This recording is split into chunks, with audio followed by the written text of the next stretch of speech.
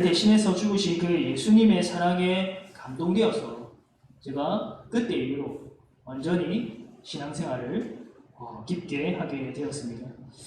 그때 같이 다니던 중고등부 지체들은 공통된 기도 제목이 있었습니다. 바로 미래에 어떻게 살아갈까?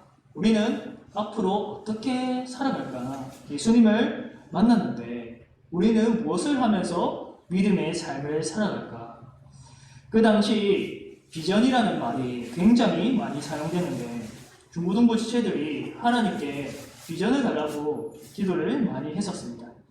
수련회를 가도 강사분들이 비전에 대해서 제시하고 뜨겁게 기도회를 인도하셨습니다. 그 당시 같이 있던 지체들 중 몇몇이 목사, 또 선교사, 또 찬양 인도자, 사역자 등으로 헌신하겠다고 결단했고 지금도 그러한 삶을 살고 있습니다. 저는 하나님께서 말씀 전하는 자에 대한 비전을 주셨습니다. 수련회에 가면 또 교회에서 또 예배 시간에 말씀을 전하는 그 강사분들이 참 멋있게 보였고 나도 저렇게 되고 싶다, 저렇게 쓰임받고 싶다라는 생각을 가졌습니다. 이 비전을 붙잡고 자연스럽게 이 길로 가게 되었습니다. 그런데 목사는 목사인데 어떤 목사가 되고 싶을까? 어떤 목사가 되어야 할까? 그런 고민이 이제 왔던 것입니다. 저는 한번 설교하면 3,000명이 회개하는 그러한 베드로와 같은 설교자가 되고 싶었습니다. 한때 20대 초반 때 그랬습니다. 제가 지금은 왜 그런 꿈을 꾸지 않느냐면 꼭 3,000명을 뒤집어 놓는 설교자만이 하나님께서 쓰시는 사람이 아니라는 것을 깨달았기 때문입니다. 베드로와 같이 그런 일들은 구원 역사 속에서 특별하게 있는 일이고 실제로는 이러한 일이 흔하게 또 일상에서 잘 일어나지 않습니다. 지금도 저는 설교를 잘하고 싶은 마음이 있지만 이전에 아주 생각이 짧았던 그때와는 많이 바뀌었습니다. 꼭 목사, 선교사, 찬양 사역자와 같은 이러한 사역자들이 아니더라도 충분히 하나님께 영광 돌릴 수 있는 삶을 살 수 있다. 이것을 깨달았습니다. 교회사에서 가장 암흑의 시기를 꼽으라면 중세를 꼽습니다. 교황이 말씀 위에 서고 온갖 비진리와 미신이 교회에 들어와서 어지럽히고 신자들은 온통 영적 무지에 빠져 있었습니다. 성경도 라틴어로 되어 있어서 이 사제들만 읽고 그들만 소유했었습니다. 그런데 마틴 루터부터 시작된 이 종교개혁으로 어두웠던 중세가 막을 내리게 됩니다. 그 중에 오늘 말씀과 관련된 개혁을 꼽으라면 믿음의 삶에 대한 변화입니다. 믿음의 삶에 대한 변화. 다시 분명하게 말하면 믿음의 삶을 바라보는 관점의 변화입니다. 믿음의 삶을 바라보는 관점, 인식의 변화. 이전에는 중세 때 이 신앙이 수도원에 갇힌 또 예배당에 갇혀있는 그러한 신앙이었습니다. 그러나 종교개혁 이후에는 구두를 닦을 때에도 구두를 닦을 때도 하나님과 동행하면서 물건을 팔 때도 하나님과 동행하면서 무슨 예술을 하든지 노래를 하든지 악기를 연주하든지 무엇을 하든지 간에 하나님의 영광을 위해서 내가 숨을 쉬고 평범하게 살아가는 이 모든 순간조차도 하나님의 영광을 위하여서 한다는 인식이 종교개혁 이후로 성도들에게 생겨난 것입니다. 오늘 본문은 룻기의 마지막입니다. 룻기의 특징 중 하나는 등장하는 인물이 단 한 사람도 특출나지 않았다는 것입니다. 왕도 아니고 사회적으로 지위가 엄청 높아 있는 그런 사람들이 아닙니다. 아주 평범한 사람들이 평범한 일상을 살아가는 가운데 벌어지는 일입니다. 초반에 남편과 두 아들을 잃은 나오미가 덩그러니 등장합니다. 그러나 하나님께서는 이 나오미를 내버려 두지 않으셨죠. 모든 것을 잃어버린 나오미였지만 하나님께서 점차 이 나오미를 채워 가십니다. 어떻게 채우셨느냐? 이것이 오늘 말씀의 첫 번째 요점입니다. 첫째로 하나님은 믿음의 사람을 통해서 나오미를 키우셨습니다. 하나님은 결코 혼자 일하시는 분이 아닙니다. 어떤 일이든지 우리가 해보면 그럴 때가 있어요. 그냥 내가 혼자 하는 게 마음 편하겠다. 여러 사람이서 같이 일하면 막 속만 상하고 숟가락 없는 사람 보면 괜히 속이 뒤집히고 그럴 때가 있습니다. 차라리 내가 혼자 처음부터 끝까지 다 하는 게 마음이 편하다. 그런 생각이 들 때가 있습니다. 그런데 하나님은 전능하심에도 불구하고 혼자 일하시지 않습니다. 삼위 하나님께서 서로 함께 일하시듯이 창조할 때도 하나님께서 같이 하셨고 또 자신의 구원 사역을 이루어감에 있어서도 믿음의 사람을 통해서 일하십니다. 믿음의 사람 룻과 보아스를 통하여서 이 나오미의 텅 빈 삶을 채우셨습니다. 먼저 룻이 어떻게 믿음으로 살았는가? 룻은 자기 남편이 죽은 후에 동서 오르바처럼 시어머니를 떠날 수 있었죠. 자기 고향으로 떠날 수 있었습니다. 현실적으로 나오미를 떠나는 것이 아직 앞으로 희망이 있는, 다시 재혼할 수 있는 이 룻을 위해 세상적으로는 지혜로운 처사였습니다. 그러나 룻은 이것을 분명히 알았지만 나오미를 떠나지 않았습니다. 오르바는 눈물을 흘린 후에 결국 떠났지만 룻은 시어머니의 곁을 끝까지 지켰습니다. 왜 이렇게 행동했는가? 오르바는 지혜롭고 룻은 어리석어서 그렇습니까? 아니죠. 룻은 나오미를 통해서 여호와 하나님을 믿는 백성이 되었습니다. 비록 모함 여인이고 이방 여인이지만 여호와 하나님을 살아계신 하나님으로, 저 시어머니의 하나님만이 아니라 그 시어머니의 하나님이 나의 하나님이다, 이렇게 자신의 믿음을 고백한 또 결단한 순간이었습니다. 그 믿음으로 나오미를 끝까지 따라서 베들레헴까지 간 것이었습니다. 룻은 단순히 시어머니가 불쌍해서 따라간 것이 아닙니다. 하나님을 향한 믿음이 있었습니다. 비록 그에게 시아버지도 없고 남편도 없지만 하나님이 살아계시기에, 시어머니의 하나님 그리고 나의 하나님이 살아계시기에 그 베들레헴으로, 하나님의 백성이 있는 베들레헴으로 돌아간 것입니다. 하나님은 룻의 믿음에 응답하셔서 보아스를 만나게 하셨지요. 나오미는 보아스가 자신의 남편 엘리멜렉의 친족이고 더불어 자비를 베풀 줄 아는 그러한 사람임을 알았습니다. 나오미는 자신을 위해서가 아니라 룻을 위하여서, 룻의 미래를 위하여서 보아스를 만나게 했습니다. 룻은 시어머니의 말씀에 순종하여서 담대하게 보아스에게 나아갔습니다. 그러면 보아스는 어떤 믿음의 삶을 살았는가?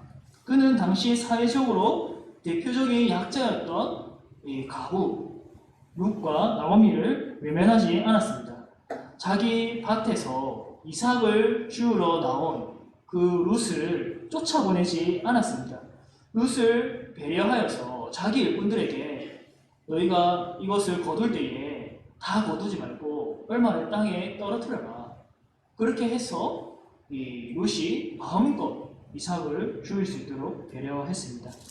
결국 나오미의 계획대로 보아스가 기업 물을 자가 되기로 룻에게 약속했습니다. 엘리멜렉의 기업 물을 자가 되는 건 사실 보아스의 입장에서 손해입니다.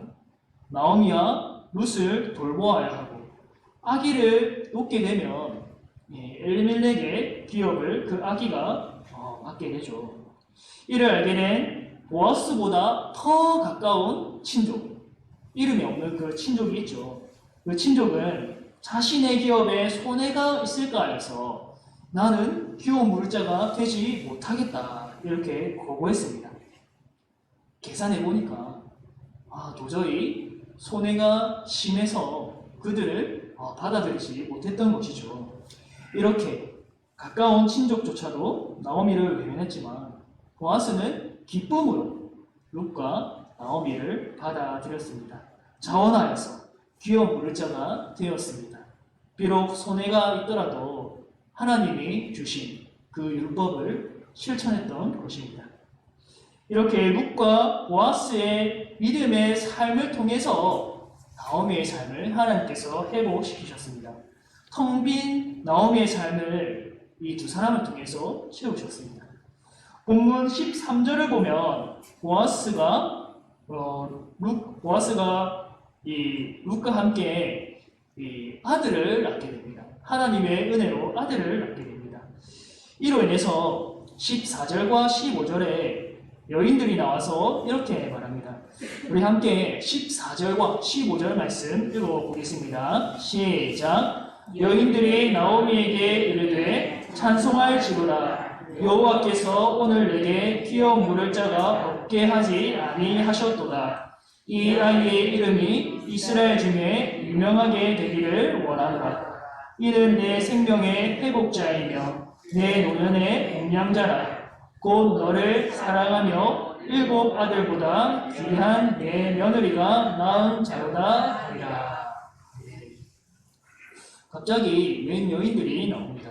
그러고는 나오미에게 귀여운 물을 자가 있게 하신 하나님을 찬양합니다. 그리고 아이를 축복합니다. 또 여인들이 이 아이를 어떻게 표현했냐면 며느리 룻의 아이로 표현합니다. 그런데 이 룻에게 붙는 단어들이 아주 많습니다. 이는 내 생명의 회복자이며 내 노년의 봉양자라. 곧 너를 사랑하며 7 아들보다 귀한 내 며느리가 낳은 자로다. 이 여인들도, 이 마을의 여인들도 룻이 얼마나 나오미를 향하여서 귀한 사랑을 나타냈는지, 그녀의 헌신으로 인해서 나오미가 어떻게 회복되는지 그들의 두 눈으로 보았던 것입니다. 룻으로 인해 나오미의 삶이 회복되었습니다. 두 아들을 잃은 나오미의 품에 아기를, 귀여운 물자를 안겨 주었습니다. 얼마나 큰 회복인지 모릅니다. 마을에 있는 이 여인들이 이를 목격하고 나오미를 향한 하나님의 역사와 그런 자비를 찬양한 것입니다. 그런데 여러분, 이 갑자기 뜬금없이 등장한 이 여인들은 여기에서 처음 등장한 것이 아닙니다. 룻기 1장 19절을 보면 나오미가 베들레헴에서 돌아왔을 때 온 성읍이 떠들썩했습니다. 그런데 그 중에서 나오미를 보면서 이가 나오미냐라고 말하는 사람들이 있었습니다. 우리 19절 말씀, 1장 19절 말씀 함께 읽어볼까요? 시작. 이에 그 두 사람이 베들레헴까지 갔더라. 베들레헴에 이를 때에 온 성읍이 그들로 말미암아 떠들며 이르기를 이가 나오미냐 하는지라. 여기서 이는 나오미냐라고 말하는 자들이 그들 무리로 이해하기 쉬운데 히브리어 성경으로 보면 여자들이 말하는 걸로 나옵니다. 여기 개역개정으로 보면 남자 무리가 말하는 건지 여자 무리가 말하는 건지 아니면 모든 사람이 말하는 건지 분명하게 나오지 않지만 이 히브리어로 보면 여자들이 말하는 것으로 분명히 나옵니다. 그리고 다른 한글 번역본으로 봐도 나오고 있습니다. 쉬운 성경에 이렇게 나와 있습니다. 나오미와 룻은 길을 떠나 베들레헴으로 향했습니다. 그들이 베들레헴에 도착했을 때 온 마을이 떠들썩해졌습니다. 마을 여자들이 말했습니다. 이 사람이 정말 나오미인가? 이 여인들은 베들레헴에 돌아온 나오미를 보고 수근수근거렸던 여자들입니다. 나오미라는 이름의 뜻은 희락이죠. 그러나 나오미는 이들의 수근거림을 듣고 더 이상 나를 나오미라고 하지 마라. 내 이름을 마라라고 하라라고 했습니다. 이 나오미의 이름의 뜻은 개역개정의 각주에 보면 나오는데 희락이라고 나와 있습니다. 그 뜻이 희락입니다. 그러나 이 마라는 괴로움입니다. 괴로움. 이렇게 초라하고 비참한 자신의 처지를 괴롭다. 하나님이 나를 괴롭게 하셨다라고 해서 마라로 불러라라고 했습니다. 그런데 이제 나오미가 회복되니까 그 여인들이 룻기의 마지막에서 하나님을 찬양하고 그 아기를 축복하고 있습니다. 여러분 놀랍지 않습니까? 나오미를 향한 온 마을 사람들의 시선조차도 완전히 복되게 하셨습니다. 우리는 룻기의 말씀을 통해서 이것을 깨달아야 합니다. 하나님이 믿음의 사람을 통해서 다른 이들을 회복하고 채우신다는 사실을 깨닫고 기억해야 됩니다. 믿음의 사람. 다시 말하면 이 믿음의 삶이란 세상에서 성공하고 사회적으로 높은 위치에 올라서 어떠한 큰 일을 이루는 무언가를 말하는 것이 아닙니다. 물론 그런 일들을 통해서 큰 일들을 통해서 하나님께 영광 돌리고 또 하나님이 일하실 수 있지만 그건 전부가 아니라 일부입니다. 무엇보다 중요한 건 하나님의 백성들이 그분의 말씀에 따라서 살아가는 것입니다. 어디에서? 일상에서. 내가 서 있는 곳이 어디든지 간에 그 말씀에 따라 믿음으로 살아가는 것이지요. 말씀 보고 기도할 뿐만 아니라 그 경건이 일상에서 우리의 얼굴에서 우리의 이 입술에서 언어 행실에서 몸짓에서 드러날 수 있어야 합니다. 보아스는 공동체에서 하나님의 율법을 실천하는 자였습니다. 율법을 껍데기만 지키지 않았습니다. 예수님이 율법을 요약하실 때 한 단어로 무엇이라고 하셨습니까? 사랑이라고 하셨죠. 보아스는 이웃 사랑을 실천하는 자였습니다. 자신의 기업에 손해보는 것을 두려워하지 않고 사랑으로, 자비로 기꺼이 기업 물을 자가 되었습니다. 믿음의 삶이란 어려운 것이 아닙니다. 복잡한 것이 아닙니다. 하나님의 사랑을 실천하는 것입니다. 공동체에서 형제에게 또 이웃에게 하나님의 사랑을 실천하는 것이 믿음의 삶입니다. 사랑하는 성도 여러분, 우리에게 이 사랑을 실천하는 믿음의 삶이 있기를 바랍니다. 신자와 불신자 간의 근본적인 차이가 무엇입니까? 그냥 교회를 다니고 안 다니고가 아니죠. 신자는 하나님의 사랑이 자신 안에 있고 그것을 누리고 있고 또 그 사랑을 나타낼 줄 알고 실천할 줄 아는 자가 바로 참된 신자이지요. 불신자는 사랑이라는 단어를 들어도 그런 본성적인 사랑, 인간적인 사랑밖에 할 줄 모르지만 우리는 모든 죄를 덮고도 남을 하나님의 사랑을 깨달은 자입니다.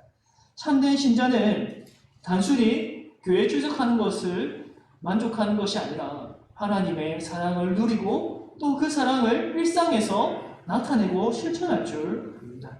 그것이 바로 신자와 불신자 간의 근본적인 차이입니다. 세상 사람들이 우리에게 너희와 우리가 무슨 차이가 있느냐고 물을 때 우리는 일상에서 하나님의 사랑을 나타냄으로써 대답할 수 있어야 합니다. 하나님께서는 그러한 믿음의 삶을 통하여서 형제와 이웃을 회복시키십니다. 우리 모두가 그러한 삶으로 형제와 이웃을 살리며 또 회복시키는 축복의 통로가 다 될 수 있기를 바랍니다. 둘째로 하나님은 믿음의 사람을 통해서 하나님 나라를 이루어 가십니다. 하나님은 개인의 삶뿐만 아니라 형제와 이웃의 삶뿐만 아니라 공동체를 또 더 나아가 하나님 나라를 이루어 가십니다. 본문 11절부터 12절을 보면 보아스가 성문에서 기업 물을 자가 되겠다고 공적으로 말했는데 거기에 있는 모든 백성과 장로들이 증인이 되었습니다. 그리고 그들이 모두 보아스와 룻을 향해서 축복했습니다. 그 축복의 말씀이 11절과 12절 말씀입니다. 우리 11절과 12절 함께 읽어보겠습니다. 시작. 성문에 있는 모든 백성과 장로들이 이르되 우리가 증인이 되나니 여호와께서 내 집에 들어가는 여인으로 이스라엘의 집을 세운 라헬과 레아 두 사람과 같게 하시고 내가 에브라스에서 유력하고 베들레헴에서 유명하게 하시기를 원하며 여호와께서 이 젊은 여자로 말미암아 내게 상속자를 주사 내 집이 다말이 유다에게 낳아준 베레스의 집과 같게 하시기를 원하노라 하니라. 아멘. 사람들이 축복한 내용을 보면 최상의 축복임을 알 수 있습니다. 룻이 이스라엘의 뿌리가 된 야곱의 아내인 라헬과 레아와 같이 되기를 축복했습니다. 유력하고 유명해지기를 원하고 룻을 통하여서 상속자가 주어지기를, 기업 물자가 주어지기를 축복했습니다. 무엇보다 이 상속자가 유다에게 낳아준 이 베레스의 집과 같게 하시기를 원한다고 했습니다. 여기에서 베레스는 창세기에 나오는 인물인데 야곱의 아들 유다가 다말을 통해서 낳아준 아들입니다.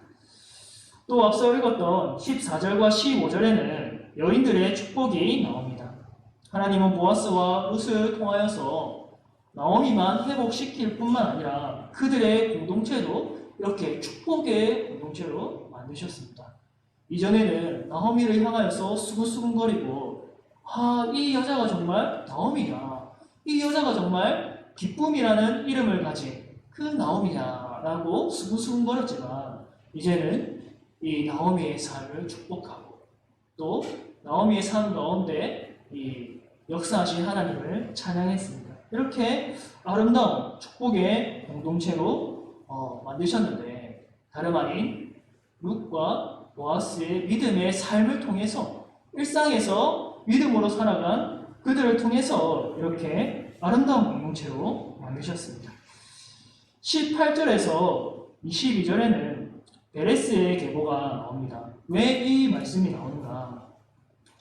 성문 앞에서 모든 사람들이 보아스와 룻을 축복했을 때 언급된 그 베레스입니다. 유다의 허리에서 나온 이 베레스로부터 룻의 아기도 나옵니다. 그런데 17절에 보면 보아스와 룻의 아들을 오벳이라고 했습니다. 그리고 그가 어떤 사람인가 이렇게 설명해 놨죠. 다윗의 아버지인 이새의 아버지라고 설명이 나와 있습니다. 즉 룻은 그냥 아기가 아니라 또 그냥 키워 물을 자가 아니라 다윗의 조상을 낳은 것입니다. 다윗의 할아버지를 낳은 것입니다. 다윗은 이스라엘의 선한 왕이 되고 또 그 후에 다윗의 후손으로서 예수 그리스도가 오십니다. 18절에 베레스의 계보는 이러하니라고 나오는데 마태복음 1장 1절에는 이렇게 나와 있죠. 아브라함과 다윗의 자손 예수 그리스도의 계보라. 마태복음 1장 5절과 6절에는 이렇게 기록되어 있습니다. 살몬은 라합에게서 보아스를 낳고 보아스는 룻에게서 오벳을 낳고 오벳은 이새를 낳고 이새는 다윗 왕을 낳으니라. 룻은 여러분 이스라엘 사람이 아닙니다. 모압 사람입니다. 이방 여인입니다. 여자입니다. 여자. 당시 여자는 계보에 기록되지 않습니다. 족보에 기록되지 않습니다. 그러나 이방 여인임에도 불구하고 하나님께서는 이 룻의 믿음을 귀히 보셔서 이 예수 그리스도의 계보에 들어가는 그러한 일을 행하셨습니다. 이스라엘 사람들에게 하찮게 취급받는 이방인임에도 불구하고 하나님은 이 룻의 삶, 믿음의 삶을 귀하게 보시고 그를 통하여서 구원 역사를 이루셨습니다. 하나님께서 그냥 예수 그리스도를 진공 상태에서 우리에게 보내주신 것이 아니라 이 믿음의 삶을 살아가 이 사람들을 통하여서 예수 그리스도가 오게 하셨습니다. 사랑하는 성도 여러분, 하나님은 믿음의 사람을 통해서 형제와 이웃을 회복시키고 더 나아가 하나님 나라를 이루어 가십니다. 하나님은 외모를 보지 않고 무엇을 보십니까? 중심을 보시죠. 세상 사람들은 몰라줄지라도 그 중심을 하나님이 알아보시고 귀하게 보십니다. 은밀한 중에 보시는 하나님이 다 보시고 갚아주십니다. 보아스와 룻은 일상에서 믿음으로 그 사랑을 실천했습니다. 하나님은 그들을 본으로 삼아서 그리스도의 계보에 당당히 들어가게 하셨습니다. 특출난 사람이 아니었지만 평범한 삶에서, 일상에서 하나님의 말씀을 따라가고 그리고 그 사랑을 실천하고 하나님께서는 이 믿음의 삶을 귀하게 보셔서 예수 그리스도의 계보에 들어가게 하셨습니다. 여러분의 삶도 그 믿음의 삶도 다른 이들이 몰라줄지라도 하나님은 다 아십니다. 믿음으로 살아갈 때 세상 사람들은 부질없다 말하고 조롱할지도 모릅니다.